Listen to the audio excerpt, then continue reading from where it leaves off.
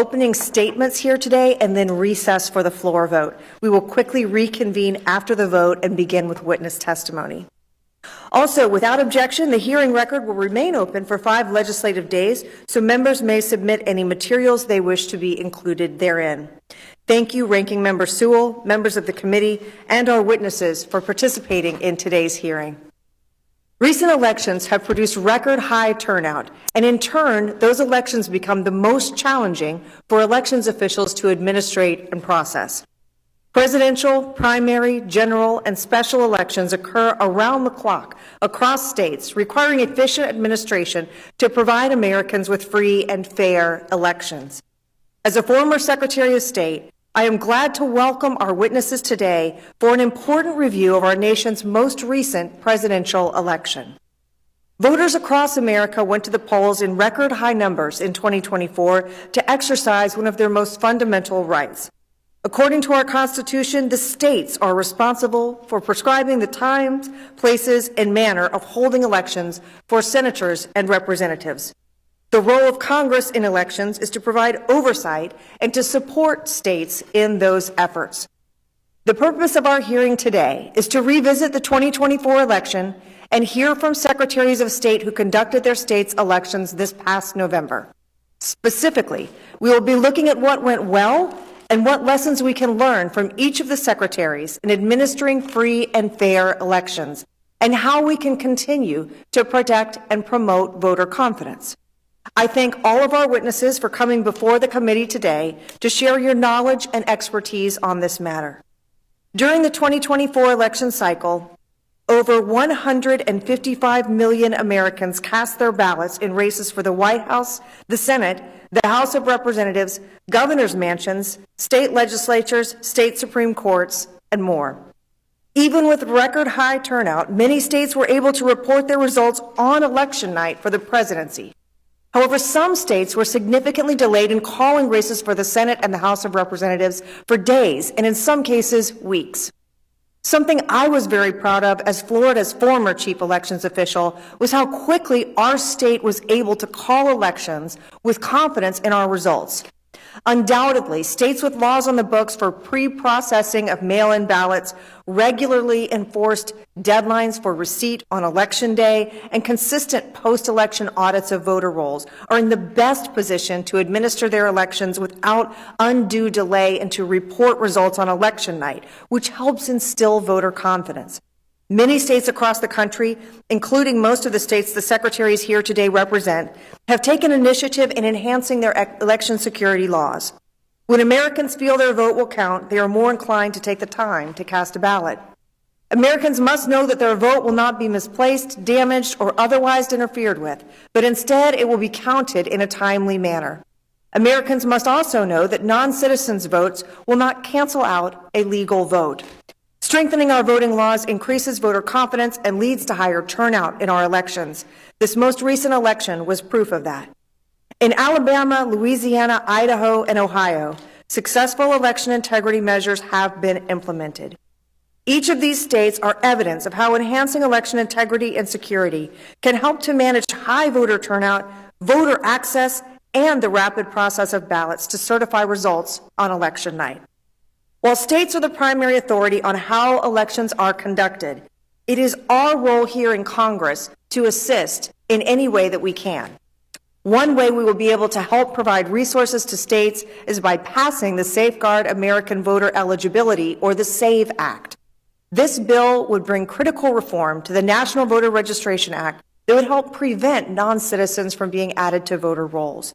It would also provide states with free access to the DHS SAVE program and the Social Security Death Database, which will help states remove non-citizens or deceased persons who should not be on their voter rolls.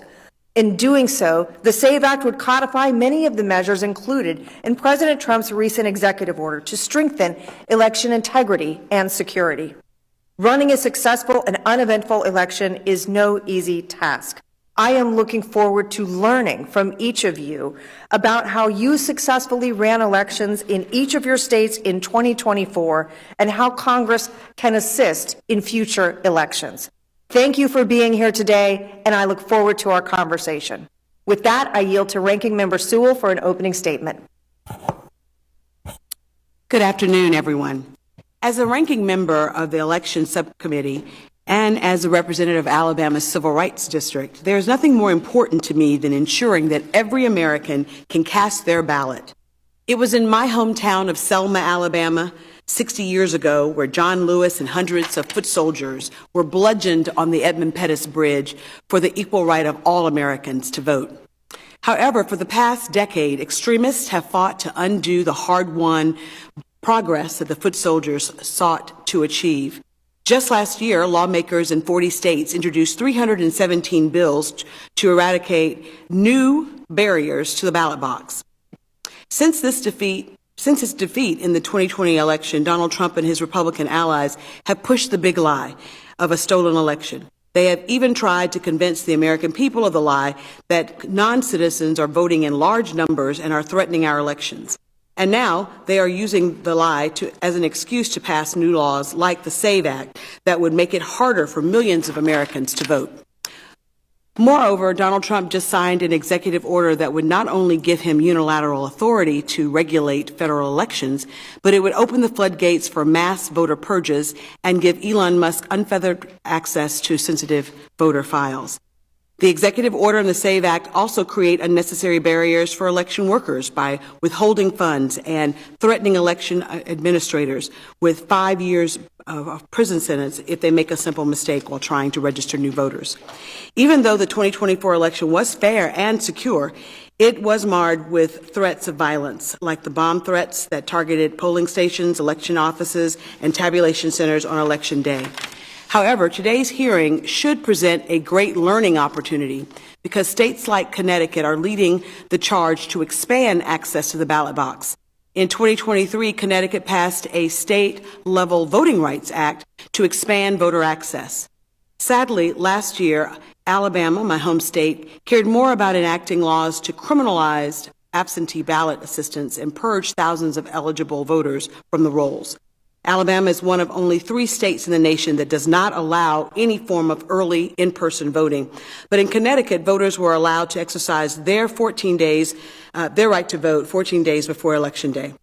Before Election Day in Alabama, the courts had to prevent Alabama from unfairly and unlawfully removing thousands of eligible voters from the roll because they were wrongfully flagged as non-citizen in direct violation of the National Voter Registration Act.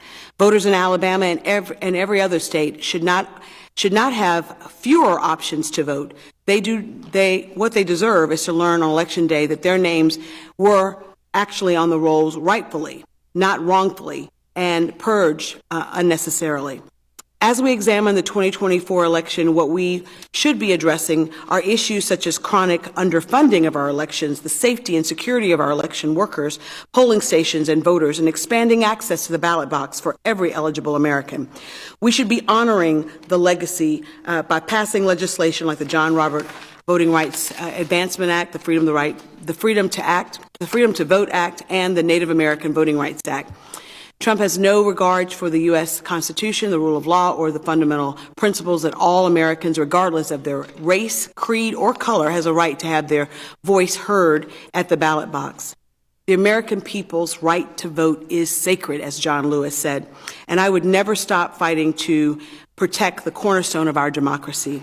We as elected officials should be looking for ways to expand access to the ballot box, not to curb it. I want to thank our secretaries for being here today. I also want to thank Chairwoman Lee for holding this. I look forward to hearing from all of you, and I would like to welcome my Secretary of State, Wes Allen. Thank you. With that, I yield to Ranking Member of the full committee, Representative Morelli, for an opening statement. Good afternoon. Thank you, Chairwoman Lee, for gathering the subcommittee, and thanks for giving me a few moments. And certainly thank you to the various Secretaries of State for being here today. As we gather this afternoon to revisit the 2024 election, it's important to state up front that the 2024 election was fair and secure, that Donald Trump was elected president. You see, unlike many on the other side of the aisle, Democrats can and will acknowledge that fact. Even when we don't personally like or agree with the outcome of an election, we honor the democratic process and accept the results. In examining the last election and looking for ways to improve our country's election administration, we must address the rampant spread of myths and disinformation and falsehoods that continue to be spread about our electoral system. We must protect election workers who face continued threats and harassment. We must address the rise of artificial intelligence, generative AI, and continued foreign influence campaigns that seek to affect and influence our elections. We must fully fund our elections. Federal elections are on the ballot in every state every 2 years, and yet Congress has continued and consistently failed to sufficiently fund those election efforts at the state and local level.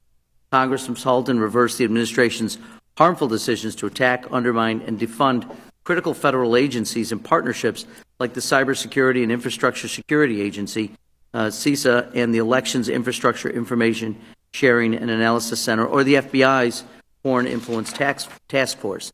These actions to cripple and undermine these agencies do not strengthen our elections. In fact, they make us less secure.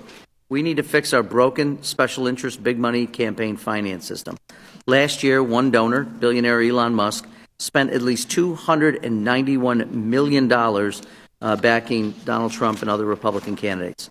According to Open Secrets, the top 6 donors in the United States gave over $100 million each during the 2024 election, all supporting the president and Republican candidates. In last week's Wisconsin Supreme Court election, Elon Musk and allied groups spent over $20 million. We also need fair maps. Look at North Carolina, where Republicans gerrymandered their way into the House majority by drawing 3 Democratic members out of their seats. The president's recent executive order on election integrity is a further assault on our democracy. The order is unlawful and unnecessary, attempting to impose documentary proof of citizenship requirements to register to vote by executive fiat, circumventing the United States Congress and our constitutional authority. It undermines the independence of the U.S. Election Assistance Commission and injects chaos and uncertainty into our voting system certification process. New York's Attorney General and a coalition of 18 other attorneys general are suing to stop President Trump's unconstitutional attempts to seize control of our elections. Voters and party committees have also sued to stop the White House from doing that. Alongside all of this is the so-called SAVE Act, a measure that my colleagues on the other side claim is necessary to prevent non-citizens from voting in U.S. elections. It's not. Non-citizens registering to vote is already a crime. Non-citizens voting is a crime and leads to immediate deportation. It rarely happens, and when it does, non-citizens are held accountable, as they should be. The SAVE Act and the President's order are 2 sides of the same coin. Now, with the economic pain of the President's chaotic tariffs just being felt, members of the majority are planning to charge millions of Americans potentially billions of dollars just to register to vote for the 150 million Americans who don't have passports.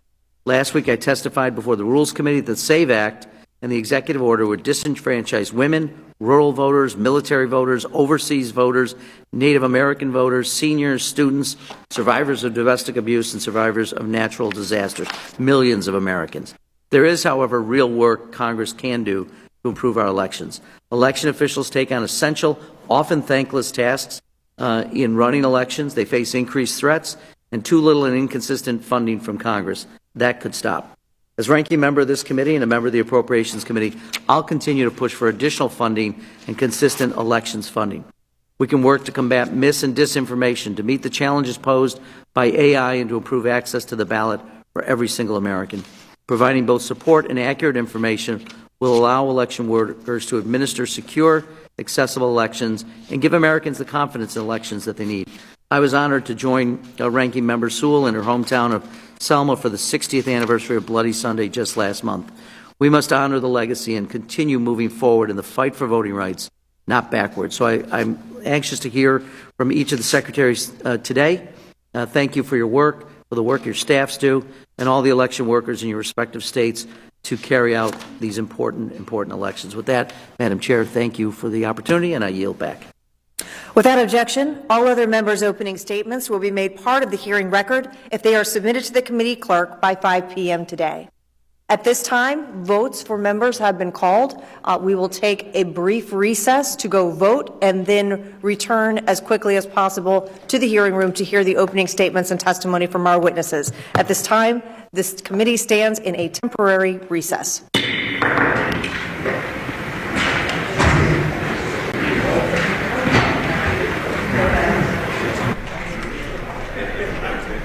You know, one thing we didn't make clear.